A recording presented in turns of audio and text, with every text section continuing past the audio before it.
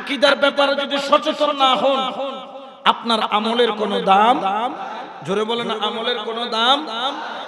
ধরেন কোন ব্যক্তি বিল্ডিং বানাবে, 100 টন রড কিনছে, 1 লক্ষ ইট কিনছে, 1000 বস্তা সিমেন্ট কিনছে, 10 ট্রাক সিলেটের জাফলং থেকে বালি কিনছে, বিল্ডিং করার জন্য যা যা দরকার সব কিনছে। কিন্তু বেচারা সব কিনছে, কিন্তু জমি কিনে নাই। কি কিনে নাই? তাহলে তার রড, তার বালি, তার সিমেন্ট, তার ইট, এগুলা নিয়ে সে এই ফেনী টু চট্টগ্রাম, চট্টগ্রাম টু নোয়াখালী, কুমিল্লা ঘুরতে পারবে। কিয়ামত পর্যন্ত বিল্ডিং বানানো সম্ভব, কারণ বিল্ডিং বানানোর জন্য রড লাগবে, সিমেন্ট লাগবে, বালি লাগবে, ইট লাগবে, কিন্তু তার চাইতে বেশি প্রয়োজন কি? জমি। আপনার ঈমান আকীদা যদি ঠিক না থাকে, ইট, সিমেন্ট, বালি, রড এগুলা যেরকম জমি না থাকলে কাজে আসবে না, ঈমান আকীদা ঠিক না থাকলে নামাজ, রোজা, হজ, যাকাত এগুলা কোনো কাজে আসবে। আমল দিয়ে যদি পার হয়ে যেত, ইবলিসের চাইতে বড় কোনো আমলদার দুনিয়াতে নাই। আর ইবলিসের দোষ নাই, সে আল্লাহর সাথে কোন ধরনের বিয়াদবি করে নাই, আল্লাহর ইবাদতের ক্ষেত্রে কমজুরি করে নাই, সে শুধু নবীর সাথে বিয়াদবি করেছে। আল্লাহর কাছে ভুল করলে মাপ আছে, কিন্তু নবীর সাথে গুস্তাখের মাপ নাই। আল্লাহ বললেন উসজুদ ইলা আদামা ফাসাজাদু ইল্লা ইবলিসা আবা ওয়াস্তাকবারা ওয়া কানা মিনাল, সঙ্গে সঙ্গে আল্লাহ বললেন ইবলিস তুই আমার বন্ধুর সাথে বিয়াদবি করেছিস, বরং আমার বন্ধুর সাথে নয়, আদমের ভিতরে নূরে মুহাম্মদী ছিল, ওই নূরের সাথে তুই বিয়াদবি করেছিস। তোর মতো বিয়াদবের জায়গা, আমলদারের জায়গা, কপালে কালো কালো দাগ বানাইলো, তোর জায়গা আমি আল্লাহর দরবারে নাই। ওয়া কানা মিনাল কাফিরিন, সে কাফের হয়ে গেছে। দ্বিতীয় কোনো সুযোগ দেয় নাই।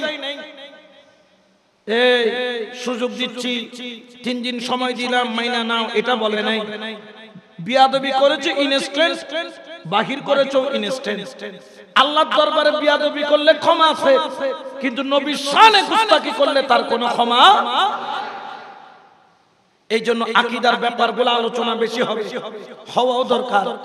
দোষ দিয়ে লাভ নেই, আমাদের হুজুররা এখন মিটা হয়ে গেছে, এমন ভাবে ওয়াজ করবে যাতে ওয়াহাবিও খুশি, সুন্নিও খুশি, বিয়াকুম খুশি। এইদিকে ঈমান আকীদা তলানিতে যাচ্ছে, তার কোনো খবর। আকীদার মধ্যে একটা আমাদের আকীদা হলো আল্লাহর রাসূল ইলমে গায়েব জানে কি জানে না? আমার নবীকে ইলমে গায়েবের ক্ষমতা দান করেছেন কে? এখন অনেকে বলেন ইলমে গায়েবের একমাত্র মালিক আল্লাহ। আমি কাউকে কষ্ট দেওয়ার জন্য নয়, আজকে আলোচনা হবে কোরআন এবং হাদিসের আলোকে। আপনাকে মেনে নিতে হবে, যদি আমার কোরআন হাদিসের প্রেজেন্টেশন, কোরআন হাদিসের ভিত্তি যদি মজবুত হয়, আপনি মানতে কোনো অসুবিধা নাই, কারণ আপনিও মুসলমান, আমিও মুসলমান।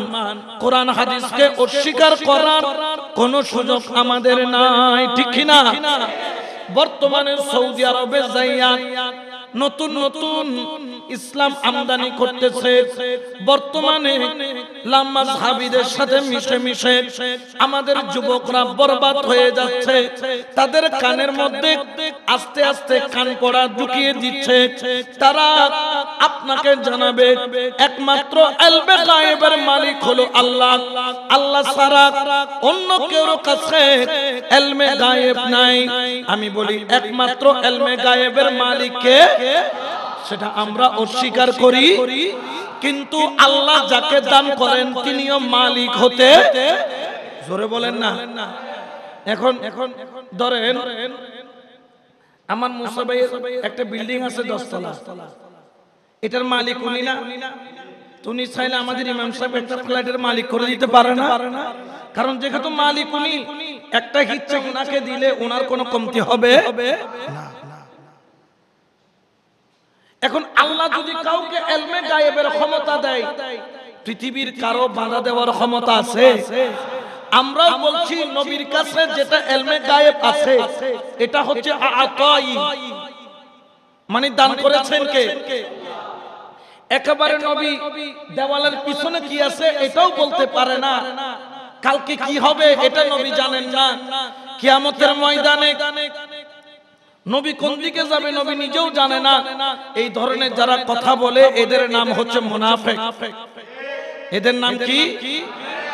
এখন আসেন আমরা যে আমার দয়াল নবীর ইলমে গায়েবের কথা বলি, আগে জানতে হবে কুল্লি ইলমে গায়েবের মালিক হলো আল্লাহ। কুল্লি ইলমে গায়েবের মালিক কে? আর রাসূল হচ্ছে আতাই, দান করেছেন কে? এটা আল্লাহ সবাইকে দান করেন। যেমন পবিত্র কোরআনে আছে ওয়া মা কানাল্লাহু লিয়ুতলিআকুম আলাল গায়ব। আমার আল্লাহ বলেন আমি আল্লাহর শান এটা নয় আমি যাকে তাকে ইলমে গায়েব দান করি। এতটুকু বাতিল ফিরকারা পড়ে, কিন্তু পরের অংশটা তারা পড়ে না। আমার আল্লাহ বলছেন আমি যাকে তাকে ইলমে গায়েব দান করি না, কিন্তু ওয়ালাকিন্নাল্লাহা ইয়াজতাবি মিন রাসূলিহি মান ইয়াশাউ। কিন্তু জানো আমার রাসূলের মধ্যে আমি যাকে বেশি পছন্দ করি, যাকে আমি এর যোগ্য মনে করি, যাকে আমি ভালোবাসি, আমি আল্লাহ সেই রাসূলকে ইলমে গায়েব দান করি। বড় করে বলেন সুবহানাল্লাহ। আমার আল্লাহ বলছেন আমি যাকে তাকে ইলমে গায়েব দান করি। যেমন ধরেন এই মেহরাব কমিটি বলতেছে এখানে আমি যাকে তাকে বসাই না, রিকশাওয়ালা বানিরে বয় দিলে এটা আলিফ বা তা আসা পড়তে পারবো না, কোরআন পড়বি তো দূরের কথা। যাকে তাকে মেহরাবে বসানো হয় না, কিন্তু যিনি আলেম উনি বসবে। তো আমার আল্লাহ ইলমে গায়েব কি যাকে তাকে দান করবে নাকি? ঠেলা গাড়িওয়ালা, রিকশাওয়ালা, বাস ড্রাইভার, এই আপনার ভ্যান গাড়ির ড্রাইভার, এদেরকে কি আল্লাহ ইলমে গায়েব দিবেন? আল্লাহ বলছেন আমি সবাইকে দিই না। ওয়া মা কানাল্লাহু, আল্লাহর শান এটা নয় লিয়ুতলিআকুম আলাল গায়ব, আল্লাহ যাকে তাকে ইলমে গায়েব দান করেন। ওয়ালাকিন্না, কিন্তু জেনে রাখো ওয়ালাকিন্নাল্লাহা, নিশ্চয় আল্লাহ তাআলা ইয়াজতাবি মিন রাসূলিহি মান ইয়াশাউ, রাসূলদের মধ্যে যাকে নির্বাচন করেন আল্লাহ তাকে ইলমে গায়েব দান করেন। সুবহানাল্লাহ বলেন। তাহলে বলেন তো 1,24,000 পয়গম্বরের মধ্যে সবচাইতে বড় নবী, সবচাইতে প্রিয় নবী, সবচাইতে আল্লাহর কাছে পছন্দনীয় নবী কোনটা? কে? আমার নবী, আপনার নবী রাহমাতাল লিল, আরো জোরে বলেন না রাহমাতাল লিল। নবী চাইতে আল্লাহর কাছে প্রিয় কোন সৃষ্টি আছে? জোরে বলেন না আছে? নাই। তাহলে এই আয়াত দ্বারা বোঝা যায় যে আল্লাহ যাকে তাকে ইলমে গায়েব দান করেন না, কিন্তু তার প্রিয় রাসূলকে কি করেন? দান। এখন বলেন তো পৃথিবীর বুকে আল্লাহকে দেখছে এমন কেউ আছে? এই বর্তমান সময়ে কেউ আছে? আল্লাহ যাকে দেখা দেয় এটা দয়ার বিষয়। যেখানে খুদ আল্লাহ চাইতে বড় রহস্য আর নাই, খুদ আল্লাহ পর্যন্ত নবীর কাছে গোপন থাকেন না। সুবহানাল্লাহ বলেন না। মেরাজে নিয়ে রাসূলে পাককে সরাসরি দেখা দিয়েছেন এবং 90,000 কালাম করেছেন, 30,000 নবী এলান করেছেন, 30,000 নবী খাস মানুষকে আল্লাহ বলতে বলেছেন, আর 30,000 জ্ঞান আমার আল্লাহ বলছেন বন্ধু সেটা তোমার আর আমার মধ্যে সীমাবদ্ধ। বড় করে বল সুবহানাল্লাহ। কালাম হয়েছে কয় হাজার? 90,000। 30,000 সবাইকে জানিয়েছেন, 30,000 রাসূলকে বলেছেন খাস মানুষকে বলবা, যেমন খাস ওলি, খাস কুতুব, খাস আবদাল, খাস মুমিন, খাস সাহাবী। সাহাবীদের মধ্যে সবাইকে বলেন নাই, যারা খাস তাদেরকে বলেছেন। বড় করে বলে সুবহানাল্লাহ। রাসূল 60,000 দুনিয়ার মানুষ জানতে পারবে, বাকি 30,000 শুধু তোমার আর আমার মধ্যে থাকবে। সুম্মা দানা ফাতাদাল্লা ফাকাবা কাউসাইনি আও আদনা, দুই নূর মিলন হয়ে কি আলাপ করেছে একমাত্র আল্লাহই ভালো জানে, আর আল্লাহর রাসূলই ভালো জানে। বড় করে বলেন সুবহানাল্লাহ। এখন আসেন, তাহলে বোঝা যায় আল্লাহ যাকে তাকে দেন না, কিন্তু যাকে পছন্দ করে, যাকে এই কাজের জন্য যোগ্য মনে করেন তাকে দেন। তাহলে এই আয়াত দ্বারা বুঝতে পারলাম আল্লাহ আতা করেন, এই জন্য আল্লাহ বলারা জানতে পারেন। জেনে রাখেন, জেনে রাখেন। শুধু তাই নয়, তাই নয়, সূরা নিসার 113 নম্বর আয়াত আমার আল্লাহ ঘোষণা করেন, ওয়া আল্লামাকা মা লাম তাকুন তা'লাম ওয়া কানা ফাদলুল্লাহি আলাইকা আযীমা। আল্লাহু আকবার বলেন। আমার আল্লাহ বলতেছেন, বন্ধু, পৃথিবীর বুকে যত অজানা ছিল, পৃথিবীর বুকে যত অদৃশ্য ছিল, অজানা ছিল, শুরু থেকে শেষ পর্যন্ত, পৃথিবীর ইবতিদা থেকে জান্নাতে জাহান্নামে যাওয়া পর্যন্ত যা কিছু আপনার কাছে অজানা, ওয়া আল্লামাকা মা লাম তাকুন তা'লাম, ওগো বন্ধু আমি আপনাকে সব জানাইয়া দিছি। সুবহানাল্লাহ বলেন। জানাইয়া দিবেন কে?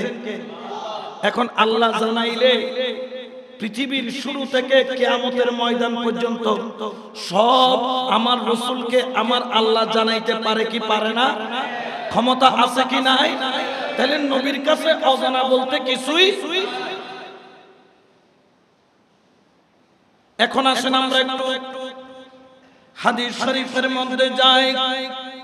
যারা বুখারী শরীফ সানাদ অন্য হাদিসকে খুব একটা মানতে চান না, আসুন সেই বুখারী শরীফ আমরা একটু খুলি। প্রথম খণ্ড কিতাবুল বাদইল খালক, পৃষ্ঠা নাম্বার হলো 450 নম্বর পৃষ্ঠা। হযরত ওমর রাদিয়াল্লাহু তাআলা থেকে রওয়ায়াত, قال قام فينا رسول الله, সবাই বলেন সাল্লাল্লাহু আলাইহি ওয়াসাল্লাম। আমার কামলিওয়ালা নবী রাহমাতাল লিল আলামিন একদিন আমার ফিনা রাসূলুল্লাহ সাল্লাল্লাহু আলাইহি ওয়াসাল্লাম মাকামান, একটি উঁচু স্থানের মধ্যে দাঁড়ালেন, মাকামের মধ্যে দাঁড়ালেন। শুধু দাঁড়ালেন তা নয়, ফাআখবারনা আন বাদিল খালক হাত্তা দাখালা আহলুল জান্নাতি মানাজিলাহুম ওয়া আহলুন নার মানাজিলাহুম। ওই দিন আমার নবীর নবুয়তের জোশ উঠলো, যেই রকম সমুদ্রের মধ্যে নদীর মধ্যে জোয়ার আর ভাটা আছে, ঠিক ওই দিন আমার নবীর অন্তরের মধ্যে নবুয়তের জোশ উঠে গেল। আমার নবী খুতবা দেওয়া আরম্ভ করলেন, আমার নবী বয়ান করা আরম্ভ করলেন। হযরত ওমর বলে, জানো আমার নবী ওই দিন অদ্ভুত এক বয়ান করলেন। কেমন বয়ান করলেন? বললেন আন বাদিল খালকে হাত্তা দাখালা আহলুল জান্নাতে মানাজিলাহুম। আমার নবী পৃথিবীর শুরু থেকে কিয়ামতের ময়দানে কতটুকু দাখালা আহলিল জান্নাতি মানাজিলাহুম, কোন কোন ব্যক্তি জান্নাতে যাবে, কোন কোন ব্যক্তি জান্নাতে প্রবেশ করবে। শুধু তাই নয়, শুধু তাই নয়, ওয়া আহলুন নার মানাজিলাহুম, কোন কোন ব্যক্তি জাহান্নামে যাবে। নাম ধরে ধরে কিয়ামত পর্যন্ত যা কিছু হবে আমার নবী সব কিছু বলে দিলেন। বড় করে বলেন সুবহানাল্লাহ। পৃথিবীর বৈজ্ঞানিক ব্যাকরণ একখান দি গরিয়ের খালিয়ে কি হবে হওয়াজে বলে, জোরে বলেন না। দেখেন এখন ফেসবুকে আর ইউটিউবে দেখা যায় শেখ হাসিনা 24 ঘন্টার মধ্যে আসতেছে, এরকম বলে কিনা? 24 ঘন্টা 48 ঘন্টা যায়, 2 দিন যায়, 3 দিন যায়, কোনো খবর। কারণ ভবিষ্যতে কি হবে এটা বলার ক্ষমতা কারো। যদিও বা আমাদের বাঙালি জাতি এমন এক জাতি, লাঠি ছাড়া আমাদেরকে কখনো সোজা করা যায় না, এমন এক জাতি হয়ে গেছে। রিকশাওয়ালারাও আন্দোলন করতেছে, ঠেলাগাড়িওয়ালারাও আন্দোলন করতেছে। মানে কি হচ্ছে একমাত্র আল্লাহ এবং আল্লাহ রাসূলই ভালো জানে। আল্লাহ এই দেশকে শান্তি করুক, বলেন আমিন। আরো জোরে বলেন আমিন। পৃথিবীর কোন বৈজ্ঞানিক এক জায়গায় হয়ে কালকে কি হবে সেটা বলার ক্ষমতা কিন্তু আমার নবী কোন ব্যক্তি জান্নাতে যাবে আর কোন ব্যক্তি জাহান্নামে যাবে আমার নবী খুতবা দেয় আর নাম ধরে ধরে বলে তুমি জান্নাতি, তুমি জান্নাতি, তুমি জান্নাতি। পৃথিবীর সৃষ্টির শুরু থেকে কিয়ামতের ময়দানে কোন কোন ব্যক্তি জান্নাতে যাবে এবং কোন কোন ব্যক্তি জাহান্নামে যাবে আমার নবী একে একে একে একে বলা আরম্ভ করলেন। ইয়া রাসূলুল্লাহ, এটা আপনি কেমনে জানেন? আমার আল্লাহ বলেন, এই দুনিয়ার মানুষ আমার রাসূলকে তোমরা যেমন তেমন মনে করো না। ওয়া মা হুয়া আলাল গায়বি বিজানিন, আমার বন্ধু আমার নবী অদৃশ্যের কথা বলতে তিনি কোন ধরনের কার্পণ্য করেন না, গায়েবের সংবাদ দিতে তিনি কোন কার্পণ্য করেন না। আমার আল্লাহ বলেন ওয়া মা হুয়া আলাল গায়বি বিজানিন, এই নবী অদৃশ্য বর্ণনা করার ক্ষেত্রে তিনি কৃপণ নন।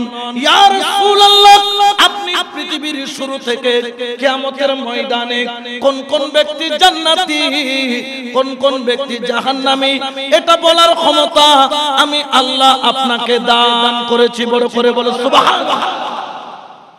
তো কোন ব্যক্তি জান্নাতে যাবে এটা কি উনি কি এমনি চোখ বন্ধ করে বলেছেন, না আল্লাহ উনাকে জানিয়ে দিয়েছেন? জানিয়ে দেওয়ার মালিক কে? এটার নামই হলো ইলমে গায়েব। বলেন ইলমে। এই ইলমে গায়েবকে যারা অস্বীকার করবে আমরা এদেরকে আহলে সুন্নাত ওয়াল জামাতের আকীদাপন্থী মনে করি। জোরে বলেন না, আহলে সুন্নাত ওয়াল জামাতের আকীদাপন্থী আমরা তাদেরকে মনে করি। এই জন্য ইলমে গায়েবকে অস্বীকার করার কোনো সুযোগ। এই জন্য শায়রে বলেন, কোন পাগল বলে নবী গায়েব জানে না, হায়রে কোন পাগল বলে নবী গায়েব জানে না, এলো মেরে শহর গো নবী শাহে মদিনা, বলো এলো মেরে শহর গো নবী। কোন পাগল বলে নবী গায়েব জানে, হায়রে কোন পাগল বলে নবী গায়েব, এলো মেরে শহর গো নবী শাহে মদিনা, হায়রে এলো মেরে শহর গো নবী। কুরআন হাদিস পড়লে হায়রে আলেম তো হয় না, কুরআন হাদিস পড়লে হায়রে আলেম তো হয়। নবীর প্রেমে মজলো যারা তারাই মাওলানা, নবীর প্রেমে মজলো যারা তারাই মাওলানা, সালাতুন ইয়া রাসূলুল্লাহ।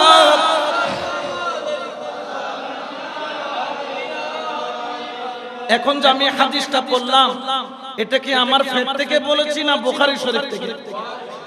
এরপরেও যারা মানবে না এদেরকে বলতে হবে বল দ। এদের নাম কি? যারা বুখারী বুখারী করে ফেলায়।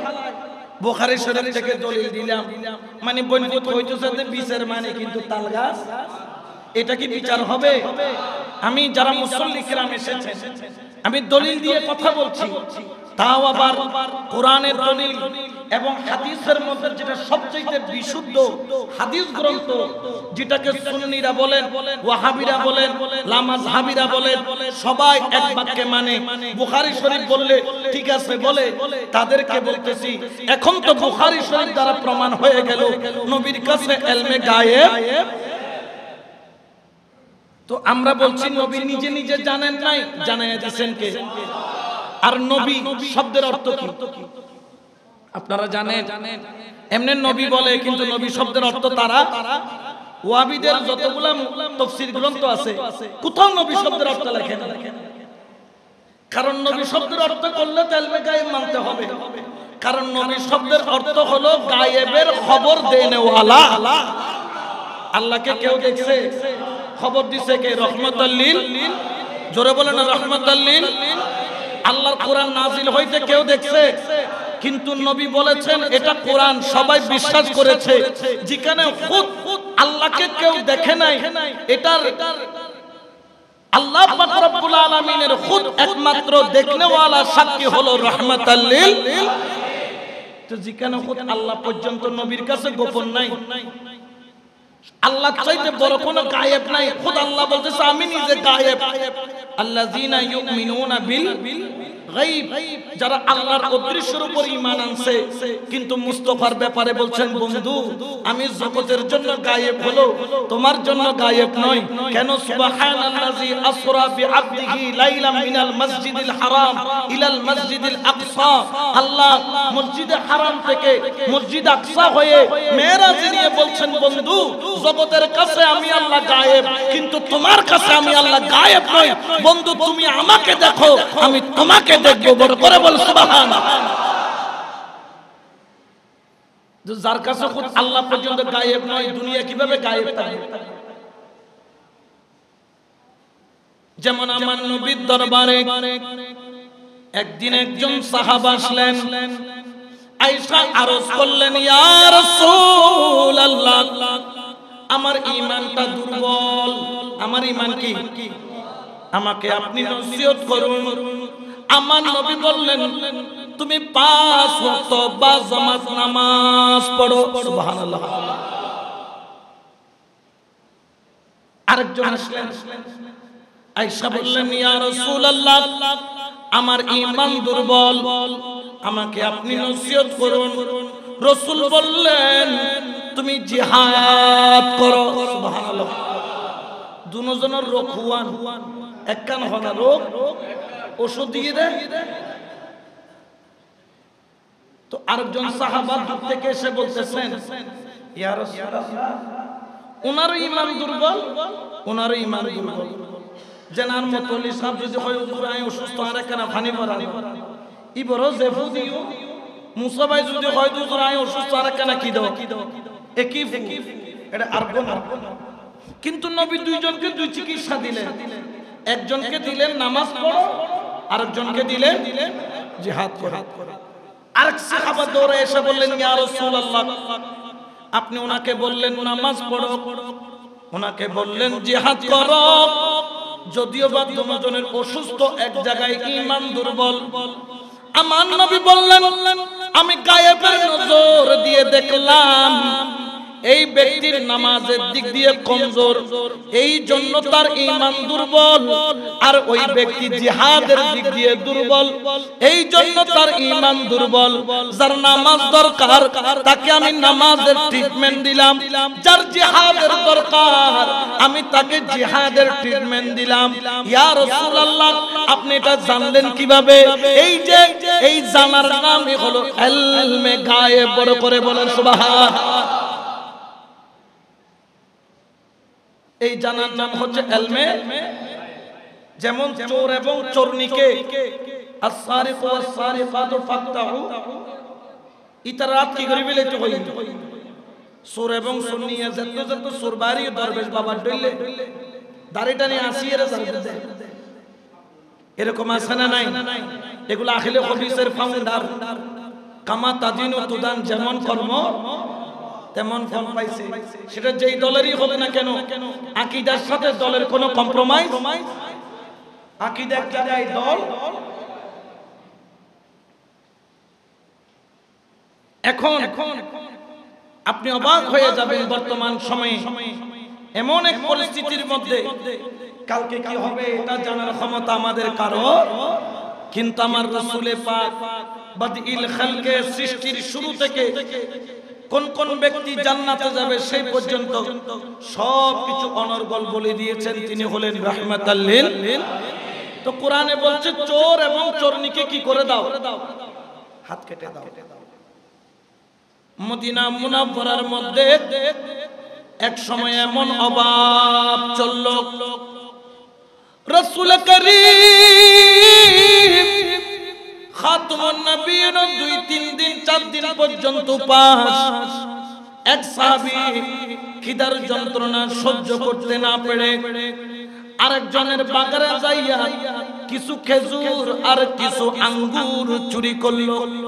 চুরি করে চাদরের মধ্যে লুকায়া যখন বাহির হইয়া যায়, ওই মুহূর্তের মধ্যে বাগানের মালিক তাকে ঝাপটায়া ধরল, ধরে সোজা বেঁধে রাসূলের দরবারে নিয়ে গেল। ওই সাহাবী চোখের পানি জরজরায়া ছাড়ে, হাউমাউ করে কান্দে। আল্লাহ আজকে রাসূলের দরবারে নিয়ে যায়। আল্লাহ আমার মনের দুঃখ তো কেউ জানলো না, রাসূলের সামনে মুখ কেমনে দেখাবো, দুই চোখের পানি জরজর জরজর করে ছাড়ে। সুবহানাল্লাহ। রাসূলের দরবারে নিলেন, বাইন্দা নিছেন, লজ্জায় ওই সাহাবী মাথা নিচু। রাসূল তার চেহারা দেখে বুঝতে পারলেন এটা আসলে চোর নয়, মজবুরিতে পরে কি করেছে।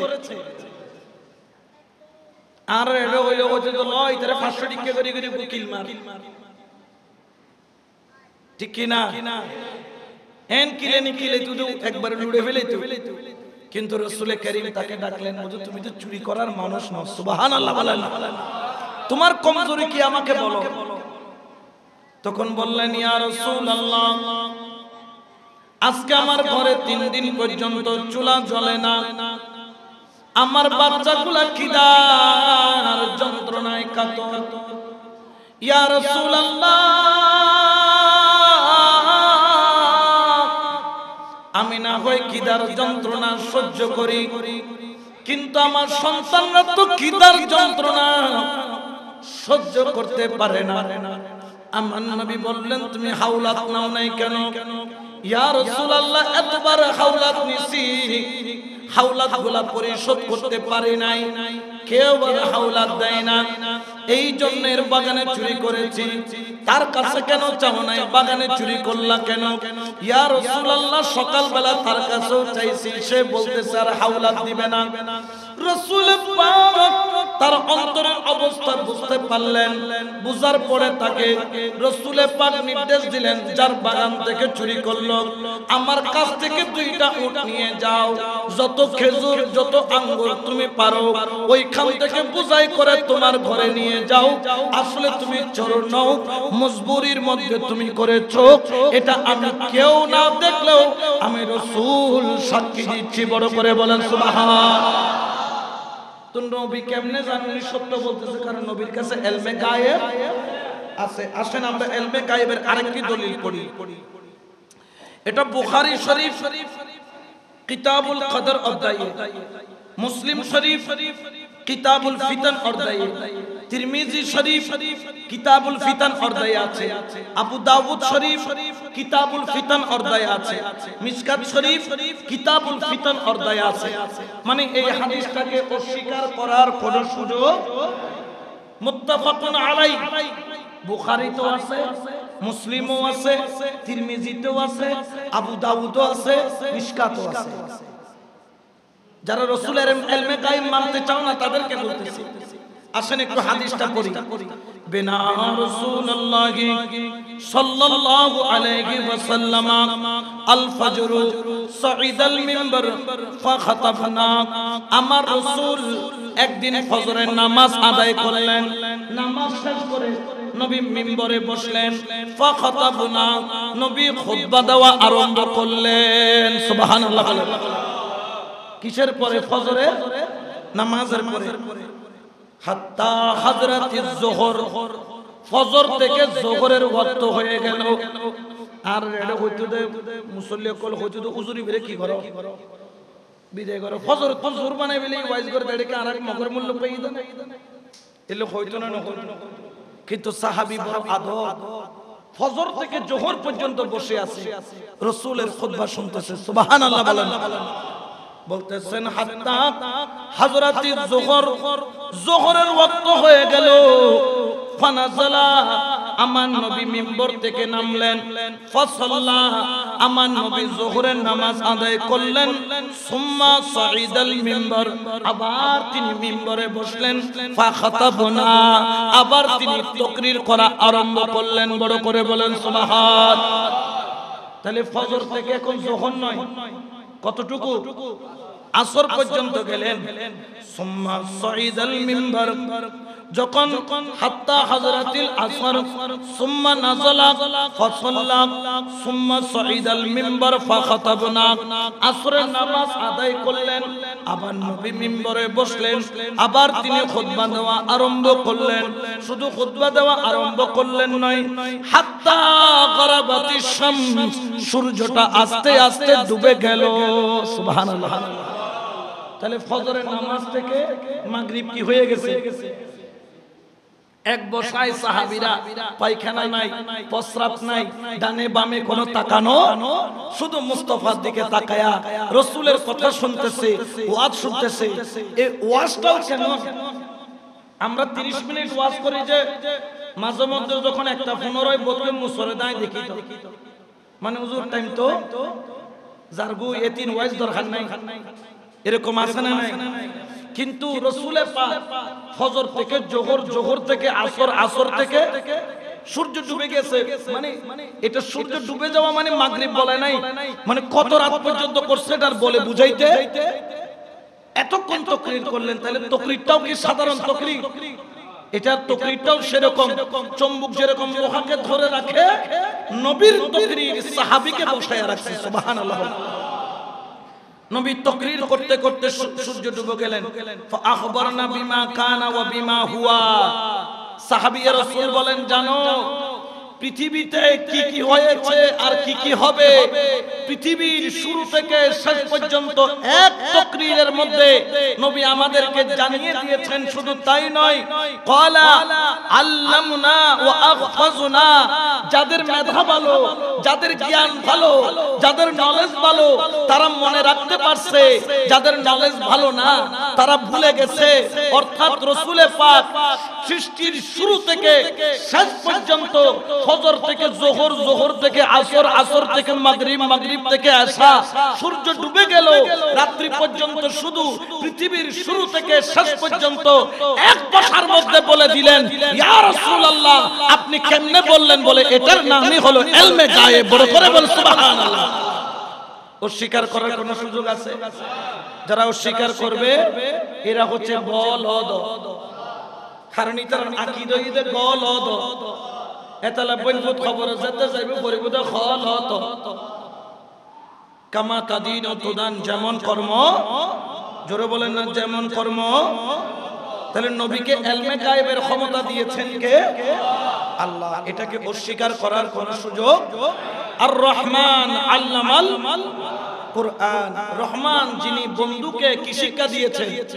কোরআন শিক্ষা দিয়েছেন। আচ্ছা, কোরআনের মধ্যে অতীত আছে না নাই? সৃষ্টির শুরুর কথা আছে না নাই? সৃষ্টির চলমান কথা আছে না নাই? সৃষ্টির শেষের কথা আছে না নাই? কিয়ামতের কথা আছে না নাই? জান্নাতের কথা আছে না নাই? হাসরের কথা আছে না নাই? সব আছে। কোরআনের খাস জ্ঞান একমাত্র আল্লাহ দান করেছেন তার প্রিয় বন্ধুকে। বড় করে বলে সুবহানাল্লাহ। এই জন্য নবীর ইলমে গায়েবকে অস্বীকার করার কোন সুযোগ, জোরে বলেন না, কোন সুযোগ। এই জন্য শুধু নবী ইলমে গায়েব, যেমন সহিহ হাদিসের মধ্যে আছে, নবী রাস্তা দিয়ে হেঁটে যাচ্ছে, দুই কবরের মধ্যে গিয়ে একটা খেজুর গাছের ডালকে ভেঙে দুই কবরে কি করে দিছে? রাসূলে পাকের সাহাবা বললেন, ইয়া রাসূলুল্লাহ আপনি খেজুরের ডাল গেড়ে দিলেন কেন? বলতেছে, আমি দেখতেছি কবরের মধ্যে কি হচ্ছে। তো ইয়া রাসূলুল্লাহ আপনি দেখলেন কেমনে? এই দেখার নামে হচ্ছে ইলমে। যেটা তুমি দেখো না সেটা রাসূল, যেটা তুমি বুঝো না সেটা রাসূল, যেটা তুমি কিয়ামত পর্যন্ত সমাধান দিতে পারবা না সেটা রাসূল সমাধান দিতে। এটার নামই হলো ইলমে। তো রাসূল গেড়ে দিলেন, ইয়া রাসূলুল্লাহ বুঝলাম কবরে আযাব চলতেছে, আর চিনি মারা গেছেন অনেক আগে, ইনি কি গুনাহ করছেন এটা আপনি আমি কেউ জানি? মুসা ভাই গুনাহ করতে কি তোমারও হই ধরে গুনাহ? আর গুনাহ করলে কি তোমারও হই গো? আমি সৈয়দ আহমদুল্লাহ মাইজবান্ডার আজকে গুনাহ করতে যাচ্ছি।